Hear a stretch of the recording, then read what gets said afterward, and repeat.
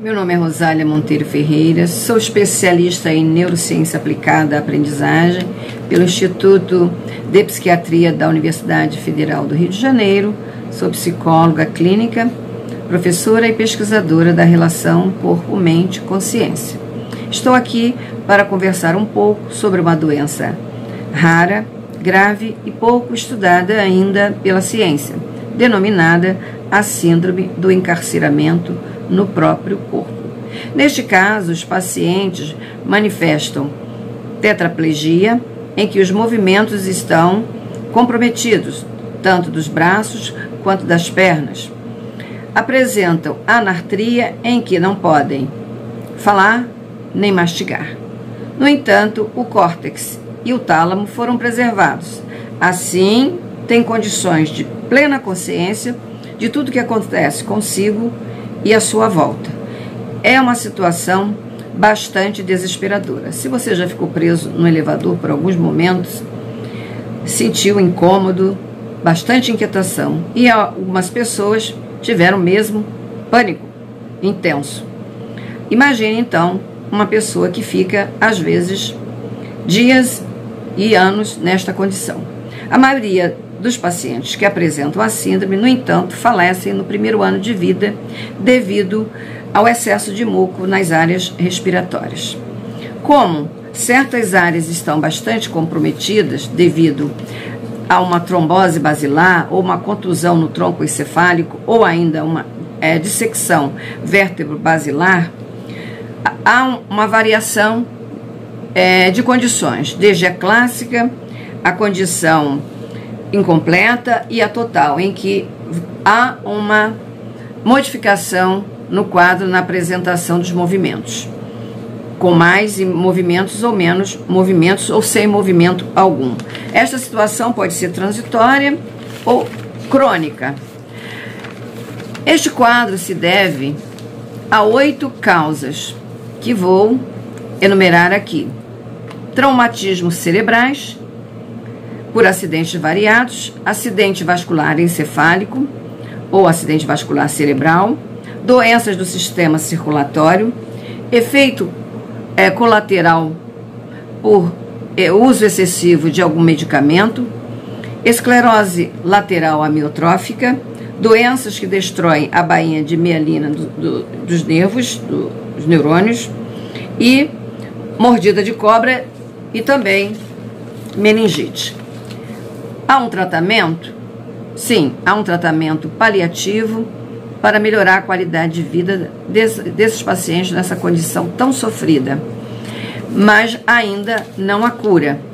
O apoio tecnológico facilita bastante na fisioterapia, como o uso de eletrodos que estimulam a musculatura. Há também a touca de eletrodos que é colocada no cérebro para fazer uma leitura das ondas cerebrais e assim uma interpretação do que esta pessoa possa estar pensando ou sentindo, e desse modo haver uma comunicação com o meio ambiente. Há também um quadro com um código, e esse código é estipulado entre o paciente e as pessoas que lidam com ele, e assim há uma comunicação. Em geral, esses pacientes se comunicam através dos olhos, porque os músculos oculares foram preservados e o movimento das pálpebras também. Então, a comunicação é feita através da leitura do piscar de olhos.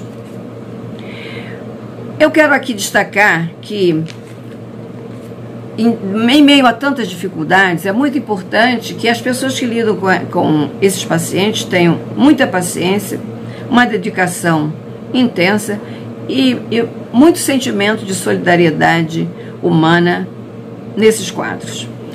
Algumas pessoas conseguem sair desta condição, como o engenheiro Noberto Takahashi, que escreveu um livro chamado Bariloche, 10 anos de AVC, que está disponível na internet e nas livrarias, em que ele narra a saída dessa condição através de muito sofrimento e muita perseverança. No entanto, quero relatar aqui um caso antigo, conhecido, que aconteceu com Edward Morrow, que nasceu em 1888 e morreu em 1946, que foi preso injustamente, condenado à prisão numa solitária em que nem havia janela. Além disso, ele era colocado numa espécie de camisa de força em couro, e esse couro era molhado e apertado todos os dias. Conta ele que, numa situação, achou que seus olhos fossem saltar das órbitas. Morrow conta, então, que todo esse sofrimento dele foi amenizado porque ele se via em uma viagem fora do seu corpo, e nesta condição ele conseguia contatar mentalmente pessoas. Inclusive, contatava com uma pessoa, um homem que veio a ser o diretor do presídio onde ele estava encarcerado. Este diretor fez a revisão do caso e chegou à conclusão que ele era inocente. Quando foi libertado, o caso dele ficou muito conhecido. Um amigo dele escreveu um livro chamado O Andarilho das Estrelas. Este livro causou muita polêmica, chamou muita atenção para o caso, e ele deu palestras e cursos em muitos lugares nos Estados Unidos. A seguir, ele mesmo publicou um livro chamado 25º Homem, contando a própria história. Deixo aqui este ponto para uma reflexão sobre o que aconteceu com Edward Morrow. Alguns dizem que ele saiu do seu próprio corpo e manifestou a sua consciência. Lembro aqui também, é uma tese chamada A Mente, ela é não localizada. Ou seja, esta tese foi apresentada por um biólogo que diz que a nossa mente é não localizada. O nome dele é Sheldrake. Fico pensando aqui, como pesquisadora também, o quanto nós temos que ter cuidado nessas descobertas novas da neurociência, em que tudo é o cérebro. E o cérebro está incluído numa natureza muito maior que nós não conhecemos. Esta maravilha que é o cérebro pode se deslocar, a mente pode se deslocar do cérebro e se projetar em outro lugar. Muitas pessoas que passaram por situações de muita privação relatam fatos denominados experiências de quase morte. É talvez um momento de muitas reflexões, já que muitas descobertas facilitam o entendimento da interação corpo, mente e consciência, para que não fiquemos muito presos a uma condição meramente dos mecanismos fantásticos cerebrais. Mas há muitas perguntas a serem formuladas, não só diante do caso do Edward Morrow e outras pessoas, numa série de relatos que foram arrolados por pesquisadores sérios sobre a condição da nossa mente. O cérebro gera mente, é a condição de muitos especialistas de neurociência, mas há também muitas questões de outros pesquisadores que precisamos destacar aqui, que estão vendo como no caso de Sheldrake, a mente pode ser não localizada. E como é isso? Ela precisa de um suporte para se manifestar.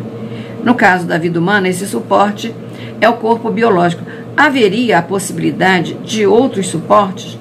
Na tradição budista, se fala que a mente pode migrar de uma vida em um corpo para outra vida em outro corpo. E não só isso, não apenas relatam, mas os casos são acompanhados de grandes mestres considerados nas tradições hinduístas e budistas, que eles avisam que a sua mente vai se manifestar em outro corpo, em outro lugar, dizem quando isso vai acontecer.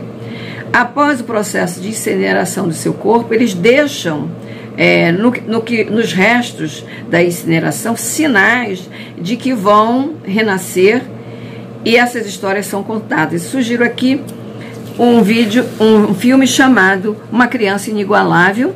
Sugiro também um filme, O Escafandro e a Borboleta, que também é um livro de Jean-Dominique Bauby e da editora Martins Fontes. Então, meus amigos, minhas amigas, muitos jovens que estão acompanhando o canal, vamos pensar juntos, sem preconceito, sem limitações, mas procurando testar. Também não vamos cair aqui no oba-oba, que as pessoas procuram justificar, explicar ou buscar explicações fantasiosas e mirabolantes. Mas a ciência precisa ampliar sempre seus horizontes, é o que ela faz, é ela que traz grandes transformações para o mundo. Mas nós precisamos pensar no ser humano de um modo mais complexo, segundo as novas orientações de muitas escolas, também de filosofia da mente, das escolas de psicologia, como a psicologia transpessoal, a psicologia total e a psicologia humanista, que abriu um leque muito maior para a gente olhar a nossa condição humana de um modo mais humanista. E eu deixo aqui que talvez, ou com certeza, tenhamos que pensar na nossa condição humana de modo mais transcendente. E transcendente aqui não significa religioso, mas entender que a nossa integração com a natureza, com o universo, é muito mais ampla do que a nossa mente, o nosso cérebro, pode captar nesse momento. Então, antes de fecharmos e chancelarmos ou ficarmos presos ao cérebro, será que o cérebro também pode ser um mediatizador de um processo de consciência que nós ainda não entendemos? Essa é a grande questão da ciência. Corpo, cérebro, mente, consciência. É muito, então, ponderado que a gente tenha discernimento para ouvir, para estudar mais os casos em que acontecem essas experiências que eu vou chamar aqui de transcendência. Muito obrigada pela atenção. Aguardo vocês por aqui num próximo encontro. Um abraço.